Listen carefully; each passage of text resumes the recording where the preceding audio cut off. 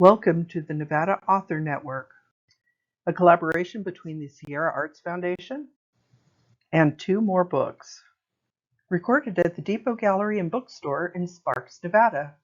Each week we will interview a Nevada author and member of the Sierra Arts literary community. Our guest this week is author Angela Laverghetta. Let's learn a little bit more about Angela. Hi. Hello. I'm a contemporary and historical fantasy author and developmental editor. And did you start developmental editing before or after you were writing? After I was writing, I did a lot of critique groups, a lot of creative writing classes, and I started writing, and I realized what I really love about writing is those threads that you find throughout the story that just kind of lead, and sometimes don't even know they're there, and then you grab them all at the end, and you've created this quilt of a story, and I just love that. And I feel like sometimes writers, you can't see it for yourself sometimes, Right. Especially with like critique groups. You see it, you're like, oh, you know what, if you go here, your story's just gonna just be so great, but you can't see it yourself. So I love the idea of helping like younger writers or newer writers finding those threads so that they can take their story where they want it, or they didn't even realize they wanted it to go. Well, that's great. And speaking of, you mentioned quilts. Your books look a little bit like tapestries here. I do love my covers. When I saw them, I was like, yep, those are it. You felt drawn to them. I did. You know what caught our eye is on this one here, the B is upside down. We thought that was a very nice touch. The lady who did it, and I was just like, and everyone goes, oh, and it draws their Yes. and then you see it, and you actually go, oh, what is this? And so I'm like, I think it was brilliant. I don't know why she did it, but it was brilliant. I assumed it was because of the title being The Buried Night that the bee was buried, maybe? Maybe, yeah, but I think she did the font that way, because the one that didn't have the title on it had all the letters wonky like that. Oh, that's cool. I pulled it, I said, I want that cover. Did you write these before you started doing your editing, or was that did they come in tandem? So funny enough, my writing, I've probably been writing since I didn't even know what an alphabet was. I used to like squiggle across a page and go, look, it's my stories. But I wanted to write a King Arthur story. And so I spent 20 years and a lifetime of bad judgment and lots of things trying to write a King Arthur story. And I decided, you know what, I need to write this. And so instead of focusing on the past and the history of it, I took those characters and I brought them into a contemporary setting and just wrote the story.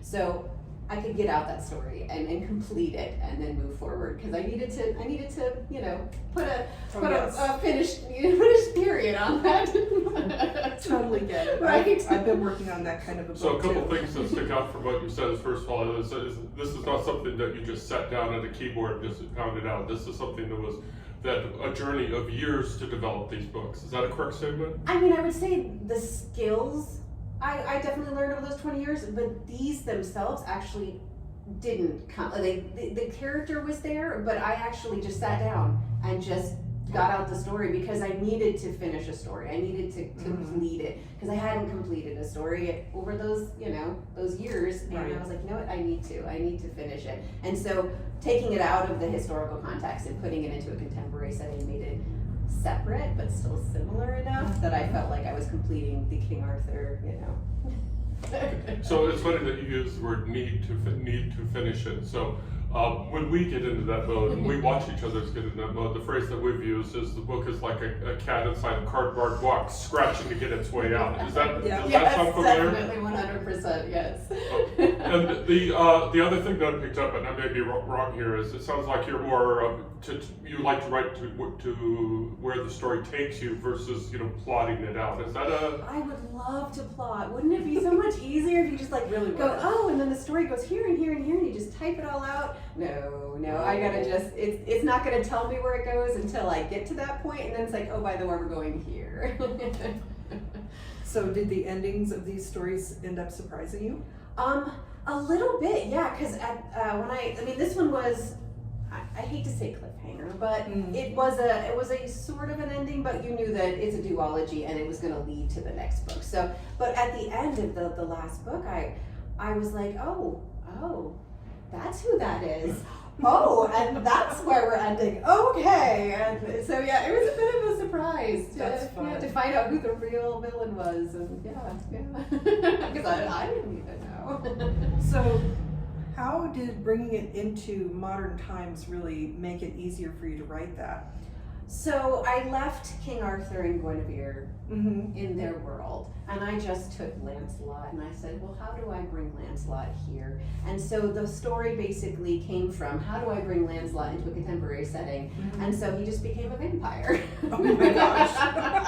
I mean, how else do you make, a 14-year-old, character, 1400-year-old character? So True. Yeah, so and then Imogen Wild rose from there. She's the Nevada State Museum intern. And so, yes. And then she's a recent inheritor of her grandparents' private retirement home. They have passed, and so she's now inherited it, plus a geriatric coven that comes along with it. Oh my gosh.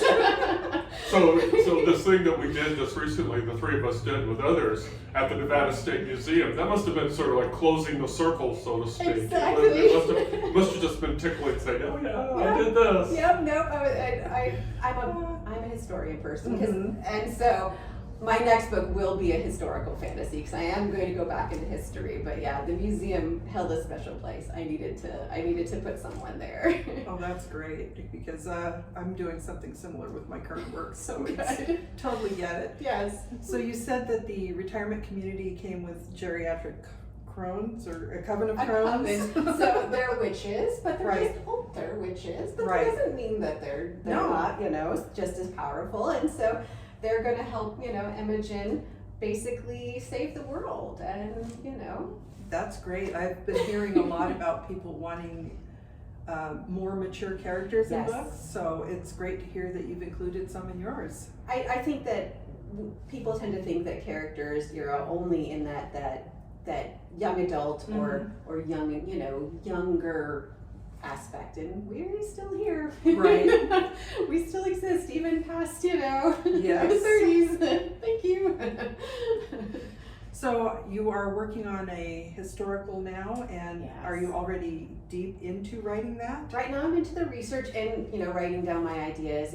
I have a title. It's The Witch Bride of Jamestown. Oh.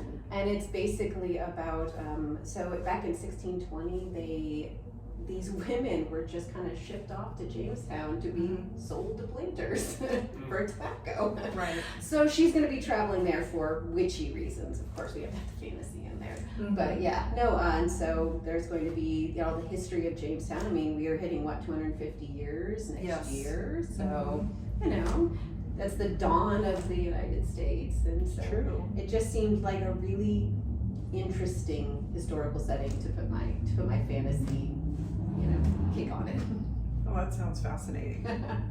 I'm, as a fellow history nerd, I'm all about finding all those little details. Right, and It's that's fun why stuff. I love the fantasy when you mix it, because you don't have to be it doesn't have to be so accurate that someone's going to be upset with it, but you still get to do all the history stuff that you like and play with the history, and I love that. I love it so much.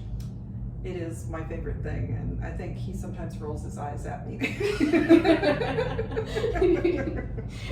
Oh, very fascinating stuff. So here you go. Advertise yourself. Where can we find your books? Where we can find your website? Give us the 411 on all that. Yeah. So I do have a website. It's AngelaLaverghettabooks.com. But for my developmental editing, I don't actually have a website connected to it yet.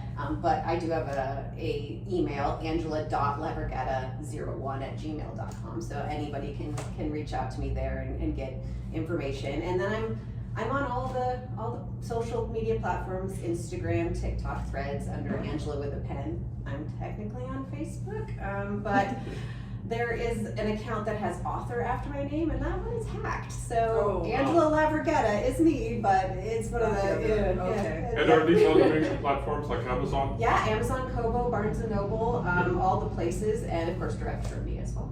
Great. And of course, this place. And Yes, this place, and yes. here, yes, the Depot Gallery Bookstore in Yes. Sparks, Nevada. Yeah, we won't mention the other podcast that we forgot to mention. Okay, well, thank you. Yeah, Thank you no, for joining us. Yes. So you can check out this podcast on our website at www.carsonhume.com and at twomorebooks.com, and you can reach it through the social media links at Sierra Arts Foundation at sierraarts.org. And so we again thank Angela for joining us today, and we look forward to hearing more about your adventures. Yes. Thank you so much. Thank you. Thank you. Take care, everybody. Bye-bye. Bye. This has been the Nevada Author Network, a collaboration between the Sierra Arts Foundation and Two More Books, recorded at the Depot Gallery and Bookstore in Sparks, Nevada. Thank you for joining us.